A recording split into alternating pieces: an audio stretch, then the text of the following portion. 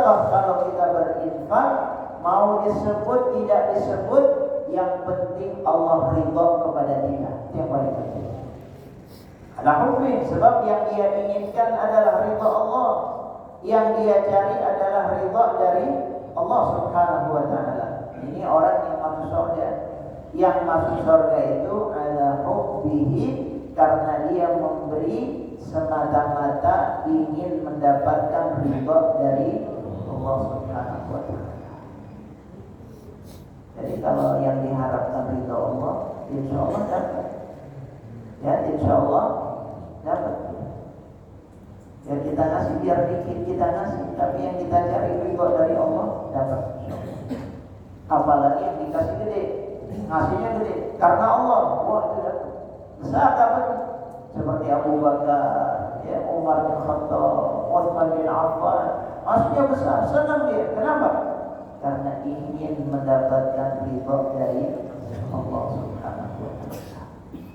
Wa yut'imuna at-ta'ama 'ala hubbi. Karena itu disebutkan oleh Allah Subhanahu wa taala, wa yut'imuna at-ta'ama 'ala hubbihi miskinan wa yatiman wa asira. Nanti kita akan lihat gimana sih memberi makan itu karena cinta kepada Allah seperti apa. Tapi yang jelas di sini, ayat di sini disebutkan ngasih makannya itu jelas, salurannya jelas kepada siapa. Nah di sini disebutkan orang-orang yang layak dapat. Siapa yang layak dapat sedekah? Siapa yang layak mendapatkan infak? Siapa yang layak mendapatkan pemberian dari kita?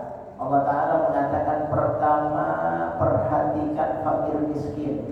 Yang pertama.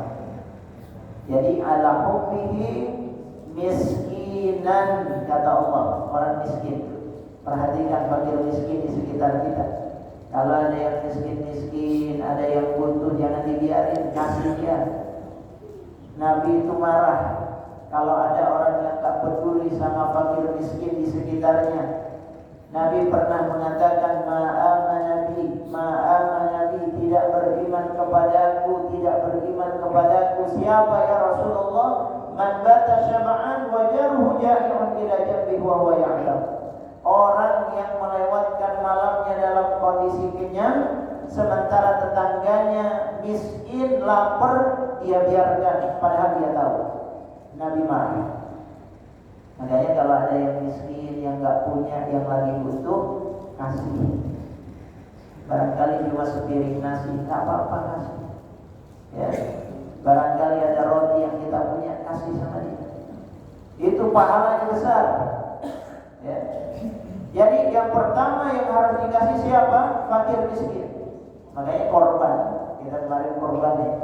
Yang paling utama prioritasnya itu adalah fakir miskin. Fakir miskin dulu. Ya. Baru sesudah itu yatim disebutkan. Nah, yatim yang kedua. Kenapa disebutkan yatim yang kedua? Karena tidak semua yatim itu fakir miskin. Ada yatim yang kaya. Ada. Ya. Yatim itu tidak selalu butuh makan, dia butuh kasih sayang, dia butuh perhatian, dia. Tapi yang butuh makan fakir miskin. Nah, yang kedua baru yatim. Kalau yatimnya juga fakir miskin, dia dapat double tuh. Maka dia juga harus diperhatikan. Tapi kalau yatimnya udah kaya, nah itulah yang dia nggak butuh makan.